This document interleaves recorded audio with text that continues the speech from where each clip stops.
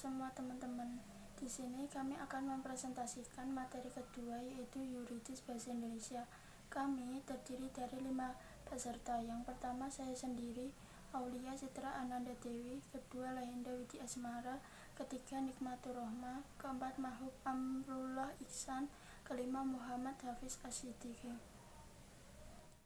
Saya akan menjelaskan tentang dasar Euridice Bahasa Indonesia. Apa itu? Bahasa Indonesia merupakan bahasa persatuan bahasa nasional dan bahasa negara. Bahasa Indonesia yang merupakan menumbuh subur nasionalisme dalam masyarakat kita yang mendiami beribu-ribu pulau di Nusantara ini dengan berbagai suku bangsa dan bahasa daerah. Bahasa suatu daerah dilatar belakangi oleh sosial budaya dan latar belakang kebahasaan yang berbeda. Pasal 36 Undang-Undang Dasar 1945 berbunyi, bahasa negara adalah bahasa Indonesia. Kalimat itu menegaskan bahwa bahasa Indonesia sebagai bahasa nasional memiliki kedudukan yang sangat kuat, digunakan dalam urusan kenegaraan dan urusan tata pemerintah. Bahasa Indonesia sebagai bahasa nasional dan bahasa negara berdasarkan Undang-Undang Nomor 24 Tahun 2009 yang khusus tentang bahasa termuat dalam pasal 26 sampai 45. Berikut uraian beberapa pasalnya. Pasal 26 yaitu bahasa Indonesia wajib digunakan dalam peraturan perundang-undangan. Pasal 27 yaitu bahasa Indonesia wajib digunakan dalam dokumen resmi negara. Ke-28 yaitu bahasa Indonesia wajib digunakan dalam pidato resmi Presiden dan Wakil. Pasal 29. 1. Bahasa Indonesia wajib digunakan sebagai bahasa pengantar dalam pendidikan nasional. 2. Bahasa pengantar sebagaimana dimaksud pada ayat 1 dapat menggunakan bahasa asing untuk tujuan yang mendukung kemampuan berbahasa asing peserta didik. Yang ketiga, penggunaan bahasa Indonesia sebagaimana dimaksud pada ayat 1 tidak berlaku untuk satuan pendidikan asing atau satuan pendidikan khusus yang mendidik warga asing. Fungsi bahasa Indonesia. Yang pertama, mewujudkan hubungan dalam interaksi dalam kehidupan sehari-hari. Manusia adalah makhluk sosial yang tidak pernah lepas dari hubungan kehidupan dan interaksi dengan makhluk sosialnya. Komunikasi yang digunakan dapat menggunakan bahasa formal atau non-formal. Yang kedua, mewujudkan seni atau sastra. Bahasa juga dapat dipakai untuk mengungkapkan perasaan melalui media seni seperti syair, puisi, prosa, cerpen, dan lain-lain. Kadang-kadang bahasa yang dipakai juga memiliki makna, konotasi, dan makna denotasi. Dalam hal ini dibutuhkan pemahaman yang lebih dalam agar dapat mengetahui makna yang ingin disampaikan penulis atau peraga seni. Yang ketiga, mempelajari bahasa kuno. Dengan mempelajari bahasa kuno, akan dapat mengetahui peristiwa di masa lalu.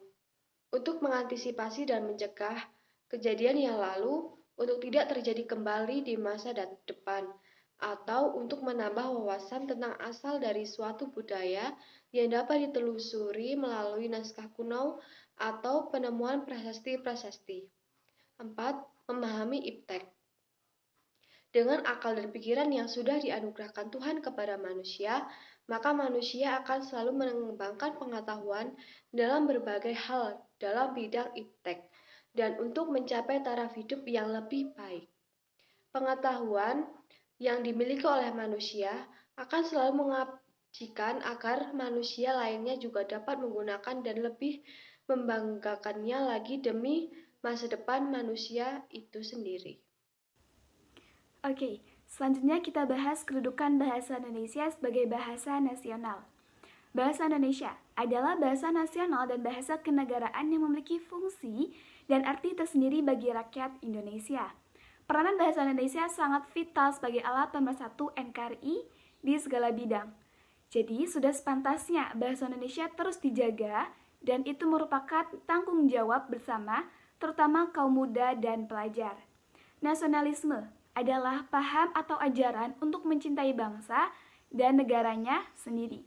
Jadi nasionalisme adalah kesadaran masyarakat suatu negara secara ikhlas dan rela berkorban untuk bangsa dan negaranya sendiri. Jiwa nasionalisme sudah semestinya tertanam di semua lapisan masyarakat, terutama kaum muda dan pelajar, agar negara kesatuan tetap utuh dan berkembang sesuai dengan yang diharapkan. Berdasarkan penjelasan tadi, sudah tergambar jelas nih bahwa bahasa Indonesia yang menjadi tiang penegak persatuan secara langsung akan menumbuhkan bibit nasionalisme pada semua kalangan. Rasa cinta dan bangga menggunakan bahasa Indonesia akan memupuk rasa bangga terhadap NKRI yang mengarah pada semakin utuh dan kuatnya Indonesia ini. Peran kaum muda dan pelajar memiliki peranan sentral pada pelaksanaannya, dengan tidak menyampingkan bahasa Indonesia dan mengeluh-elukan bahasa asing. Akan tetapi, justru terus berusaha menduniakan bahasa kebanggaan kita, bahasa Indonesia. Kedudukan bahasa Indonesia sebagai bahasa negara. Pada tanggal 25-28 Februari tahun 1975 telah dikemukakan kedudukan bahasa Indonesia sebagai bahasa negara, yaitu yang pertama, Indonesia sebagai bahasa resmi kenegaraan. Yang kedua, Indonesia sebagai alat pengantar dalam dunia pendidikan. Yang ketiga, Indonesia sebagai penghubung pada tingkat nasional untuk kepentingan perencanaan dan pelaksanaan pembangunan serta pemerintahan. Dan yang terakhir, Indonesia sebagai pengembangan kebudayaan nasional, ilmu, dan teknologi. Dalam UUD 1945 Bab 15 Pasal 36 telah ditetapkan bahwa bahasa Indonesia sebagai bahasa negara. Dengan demikian bahwa kedudukan sebagai bahasa nasional, bahasa Indonesia juga berkedudukan sebagai bahasa negara. Suhender dan Supyah dalam tahun 1997 menyatakan bahwa untuk melaksanakan fungsinya sebagai bahasa resmi kenegaraan dan sebaliknya, pemakaian bahasa Indonesia di dalam pelaksanaan administrasi pemerintahan serta senantiasa dihina dan dikembangkan. Penugasan bahasa Indonesia perlu dijadikan salah satu faktor yang menentukan di dalam pengembangan keanekaragaman dan ketenagaan serta penerimaan karyawan baru, kenaikan pangkat baik sipil maupun militer, dan pemberian tugas khusus baik di dalam negeri maupun di luar negeri.